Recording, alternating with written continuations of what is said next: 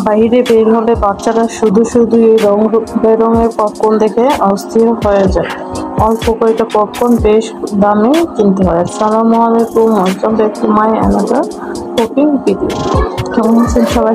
সব ভালো আছেন। আজকে আপনাদেরকে বাসায় স্বাস্থ্যসম্মত কিভাবে আপনারা সুইট পপকর্ন তৈরি করবেন তার রেসিপি নিয়ে হাজির হয়ে গেলাম। এখানে আমি কড়াই বসিয়ে এত সিম্পল একটা জিনিস কেন বাইরে এত বেশি টাকা দিয়ে আমাদের কিনে খেতে হবে। এখানে আমি হাফ কাপ পরিমাণের একদম খাঁটি খেজুরের গুড় নিয়ে নিলাম এবং হাফ কাপ চাইতে একটু কম পানি এখানে আমি অ্যাড করে নেব। এখন এই পানিটার সঙ্গে গুড়টাকে টোটালি মেল্ট করে নেব। বাহিরের খাবারটা টোটালি থাকে অস্বাস্থ্যকর। এগুলো দেখে আমার হাতের বাচ্চাগুলো একদম পাগল হয়ে যায় কিনে খাওয়ার জন্য। তাই আমি বাসায় এইভাবে ওদেরকে ঘরে তৈরি করে দিয়ে থাকি। তাই রেসিপিটি আমি দেরি না করে আপনাদের সঙ্গে শেয়ার করে নিলাম। এটা টেস্ট যে এত বেশি, আপনি যদি বাসায় একবার তৈরি করেন অবশ্যই বাসায় পপকর্ন যখন আসবে নেক্সট টাইম আবার এটা ট্রাই করবে। আর যদি আপনার কাউকে এটা খাওয়ান অবশ্যই সে আপনার বড় ফ্যান হয়ে যাবে। গুড়টা টোটালি মেল্ট হয়ে গেছে। এখানে আমি এক প্যাকেট পপকর্ন নিয়ে নিচ্ছি। এখন এই পানিটাকে একদম শুকিয়ে এক তার তৈরি করে নিতে হবে। বেশি পানি নরম থাকলে আবার পপকর্নটা নরম হয়ে যাবে। আমি এখানে 1 টেবিল চামচ পরিমাণে হোমমেড বাটার অ্যাড করে দিলাম। বাটার না থাকলে অবশ্যই আপনারা ঘি এখানে অ্যাড করতে পারেন, এতে একটু ফ্লেভারটা অনেক সুন্দর আসে। এমনিতেও খাঁটি খেজুর গুড়টা দিলে ওইটার ফ্লেভারটাও জাস্ট অসাম লাগে। আর বাটার দেওয়াতে তো কোনো কথাই নেই, কেউ খেলে বুঝতেই পারবে না যে এটা আপনি নিজের হাতে তৈরি করেছেন। সবাই ভাবতে হয়তো বা আপনি বাইরে থেকে এটা কিনে এনেছেন। এই দেখেন এটা অনেকটাই গাঢ় হয়ে এসেছে, এটাকে আরও ঘন করে নিতে হবে।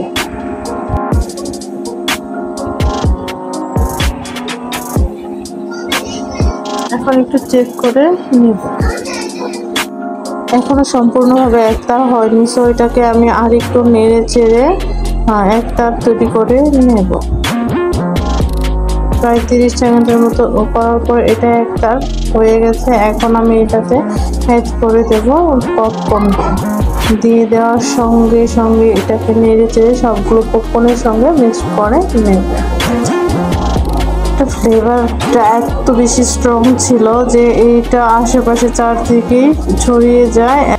আর খেতে আর কি বলবো, ওইটা না হয় আমি আপনাদের উপরেই ছেড়ে দিলাম। আপনারা বাসায় একবার ট্রাই করে আমাকে কমেন্টে জানিয়ে দেবেন এটা আসলেই আপনাদের কাছে কেমন লেগেছিল।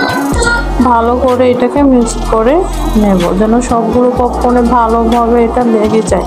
এখানে এখন আমি দিয়ে দেব 2 টেবিল চামচ পরিমাণ গুঁড়ো দুধ দিয়ে ভালো করে আবারও নেড়ে চেড়ে মিক্স করে নেব। অবশ্যই এটা দেওয়ার চেষ্টা করবে, এটা দেওয়াতে ফ্লেভারটা আর একটু অন্যরকম হয়ে থাকে এবং এর স্বাদ গান সব কিছুই আপনার জিহ্বায় লেগে থাকবে।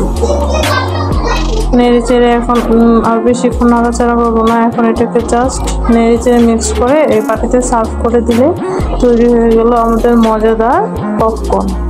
বিকালের নাস্তায় বা বাচ্চাদের টিফিনে বা চায়ের আড্ডায় যে কোনো সময় আপনারা এটা বাসায় তৈরি করে খেতে পারেন। খুবই সিম্পল, ইউনিক এবং খুবই মজাদার। কেমন লাগলো আমার ভিডিওটি আপনাদের কাছে তা জানাতে একদমই ভুলবেন না। চ্যানেলে নতুন হয়ে থাকলে অবশ্যই আমার পাশে থাকবেন এবং ভিডিওটিতে একটি লাইক করে আপনার মতামতটি জানাতে একদমই ভুলবেন না। এটা এরকম একটা রেসিপি যে বাচ্চা থেকে বড় সকলেরই খুবই পছন্দ হবে। এটা তো আমার বাসায় প্রায়ই আমার তৈরি করতে হয়, শুধুমাত্র আমার বাচ্চাদের পছন্দ এটার জন্য না, এটা আমারও খুবই ফেভারিট। আজকের ভিডিওটি কেমন লেগেছে আপনাদের কাছে? ভিডিওটি দেখে যদি উপকৃত হন তাহলে অবশ্যই চ্যানেলটাকে সাবস্ক্রাইব করে লাইক দিয়ে দেবেন। আর ফেসবুক থেকে দেখে থাকলে অবশ্যই পেজটাকে ফলো দিয়ে দেবেন।